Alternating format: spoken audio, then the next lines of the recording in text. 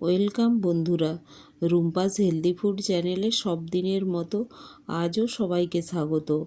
আজ আমি আপনাদের জন্য বানিয়েছি কাঁকড়ার মশলা কারি। তার জন্য 1 কিলো কাঁকড়া নিয়ে চলে এসেছি।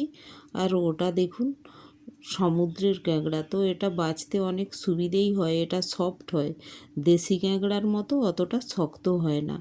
আর দেখুন এইভাবে উপরের যে একটা অংশ থাকে, যে এটা এটা বাদ দিয়ে দিতে হয়, তো এটা জিভের মতো একটা অংশ, ওটা বাদ দিয়ে দিলাম।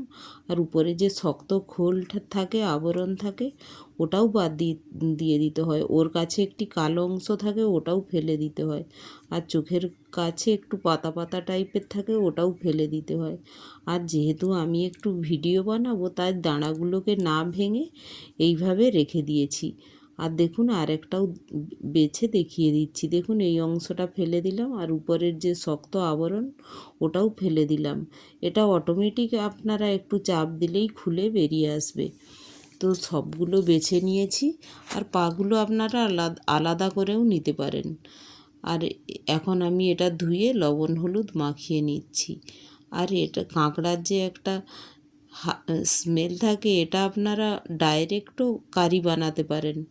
যেহেতু একটু হালকা স্মেল থাকে, তো আমি একটি তাওয়ায় এটা হালকা করে ভেজে নেব। তাওয়াটা বসিয়ে দিয়েছি।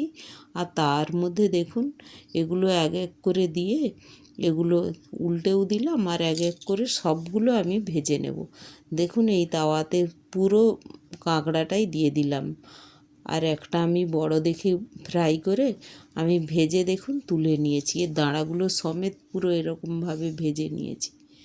আর যে মশলাটা আমি নিয়েছি সেটা দেখে নিন। সেটা ফোড়নের জন্য নিয়েছি লঙ্কা, তেজপাতা, এলাচ, লবঙ্গ, দারচিনি, লবণ, হলুদ আর কাশ্মীরি রেড চিলি পাউডার নিয়েছি, কুচানো ধনেপাতা আর টক দই। আর এই থালায় যে মশলাগুলো আছে এগুলো আমি ফ্রাই করে নেব। এতে রয়েছে চারমগজ, কুচানো নারকেল, টমাটো, কয়েকটা রসুন, কয়েকটা আদার টুকরো, আর নিয়েছি একটি কাঁচা পেঁয়াজ আর চেরা কাঁচা লঙ্কা আর পোস্ত। এই সব মশলাগুলো আমি একসাথে কড়ায় ভেজে নেব। একটু তেল দিয়ে ভেজে তারপর আমি এটা গ্রাইন্ডার জারে পেস্ট করে নেব। দেখুন তার জন্য কড়াইয়ে তেল দিয়ে দিলাম, আর ওর মধ্যে প্রথমেই দিয়ে দিলাম রসুন। কারণ যেহেতু রসুনটা ফ্রাই হতে একটু বেশি সময় লাগে, তাই আগেই একটু রসুন দিয়ে দিলাম। আর রসুনের স্মেলটা চলে গেলে বাকি মশলাগুলো একটু হালকা ফ্রাই করলেই হয়ে যায়। তো রসুনটা যখন একটু লাল হলো, তখন তার মধ্যে দিয়ে দিলাম আদা আর কুচানো পেঁয়াজ আর টমেটো দিয়ে এগুলো একটু ভালো করে নাড়াচাড়া করে এটা যখন একটু লাল লাল হয়ে যাবে, বাকি মশলাগুলো আমি দিয়ে দেব। কারণ এই মশলাগুলোতে একটু ময়েশ্চারও বেশি থাকে, তো রোস্ট করার জন্য একটু সময় লাগে, তাই এগুলো একটু রোস্ট করে বাকিগুলো আমি দিয়ে দেব। এখন এর মধ্যে দিয়ে দিলাম কুচিয়ে রাখা নারকেল, চারমগজ আর চেরা কাঁচা লঙ্কা, আর লাস্টে দিয়ে দিলাম পোস্তটা। কারণ এগুলো খুব কম সময়ে, এগুলি যেহেতু ময়েশ্চার কম, তো সহজেই এগুলো হয়ে যায়। তো এইগুলো ভালো করে দেখুন তেলের সাথে ফ্রাই করে নিয়েছি। নিয়ে আমি মশলাটা একটি থালায় ঢেলে নিলাম, ঢেলে ঠান্ডা করে নেব। এটা পাখার হাওয়ায় আমি রেখে দিলাম। এটা ঠান্ডা হয়ে গিয়েছে। এখন আমি একটি গ্রাইন্ডার জারে এটা ঢেলে নিচ্ছি। ঢেলে এটা আমি ফাইন পেস্ট করে নেব। দেখুন এইভাবে ফাইন পেস্ট করে নিয়েছি। আর মশলাটা যেহেতু ফ্রাই আছে, তো একটা খুব সুন্দর স্মেল আসছে, তো মিষ্টি স্মেল। আপনারা অবশ্যই এভাবে একবার বানাবেন।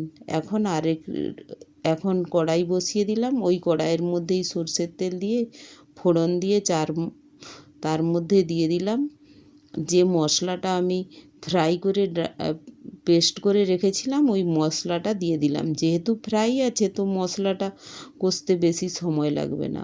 আর মশলা ধোয়া জলটাও দিয়ে ভালো করে একটু নাড়াচাড়া করে আমি একটু ঢেকে ঢেকে কষে নেব। দেখুন ঢেকে দিয়েছিলাম, ঢেকে আমি এটা ভালোভাবে একটু কষে নিচ্ছি। আর এটা এখনও জল দিই না বা লবণ হলুদ কিছুই দিই না। এই সময় আমি দেব এতে স্বাদ মতো লবণ, পরিমাণ মতো হলুদ, আর দিয়ে দেব কাশ্মীরি রেড চিলি পাউডার। আমি দেখুন কাশ্মীরি রেড চিলি পাউডার খুব কম পরিমাণেই দিয়েছি। আর চেরা কাঁচা লঙ্কা তো আগেই ওই ড্রাই তেলের সাথে ফ্রাই করেছিলাম মশলাগুলো, কয়েকটা দিয়ে আমি পেস্ট করে নিয়েছি। আর এখন এর মধ্যে দিয়ে দিলাম টক দই, 2 টিস্পুন টক দই আমি ফেটে নিয়েছিলাম। তো ওটা দিয়ে নেড়ে এর মধ্যে দিয়ে দেব যে গ্রেভি বানাবো, সেই গ্রেভির যতটা পরিমাণ গ্রেভি বানাবো সেই পরিমাণ জল দিয়ে দিলাম। আপনারা যতটা বানাবেন সেই পরিমাণে দিয়ে দেবেন। আর মশলাটা তো ফ্রাই করাই আছে, তো খুব বেশি সময় লাগে না এর। এখন দেখুন মশলাটা আমার ফুটে গিয়েছে। এখন এর মধ্যে দিয়ে দেব এক এক করে ভেজে রাখা আমার কাঁকড়াগুলো। দেখুন কাঁকড়াগুলো সব গোটা গোটা রেখেছি, তো একটা কড়াই পুরো ভরে যাচ্ছে এক একটা কাঁকড়াতে। তো এইভাবে পুরো কাঁকড়াটা আমি কড়াইয়ের মধ্যে এক এক করে চিমটার সাহায্যে দেখুন দিয়ে দিচ্ছি। আর কাঁকড়ার ওই দাঁড়াগুলো একটু আপনারা একটু থেঁতো করে দেবেন, তো খেতে সুবিধে হয়। এখন সবগুলো দেয়া হয়ে গেছে, আমি ঢেকে একটু কুক হতে দিলাম। প্রায় 5 মিনিটের মতো কুক হতে দিলাম। দেখুন ভালোভাবে প্রায় কুক হয়ে গিয়েছে। তো যখন কুক হয়ে যাবে তখন ওর মধ্যে আমি দিয়ে দেব কেটে রাখা কুচানো ধনে পাতাগুলো দিয়ে দেব। আর আমি এতে গরম মশলা টশলা কিছু ইউজ করছি না, কারণ যেহেতু একটা মশলাটা যে ফ্রাই করে রেখেছি তার যে ফ্লেভারটা গরম মশলা দিলে ওই ফ্লেভারটা চলে যায়, তাই আমি গরম মশলা একদমই ইউজ করছি না। আর এই যে নারকেল টারকেল তার সাথে চারমগজ এগুলো ফ্রাই হয়েছে, তো একটা সুন্দর স্মেল আসছে। এখন দেখুন আমার রান্নাটা প্রায় হয়ে গিয়েছে। তো এখন এর মধ্যে ধনেপাতা কুচি দিয়ে আমি বন্ধ করে দিয়েছিলাম। এখন দেখুন কালারটা কত সুন্দর এসেছে। তো এইভাবে অবশ্যই আপনারা বানাবেন। আর আমার রেসিপিগুলো ভালো লাগলে একটি লাইক, শেয়ার ও সাবস্ক্রাইবও করে দেবেন। Thank you.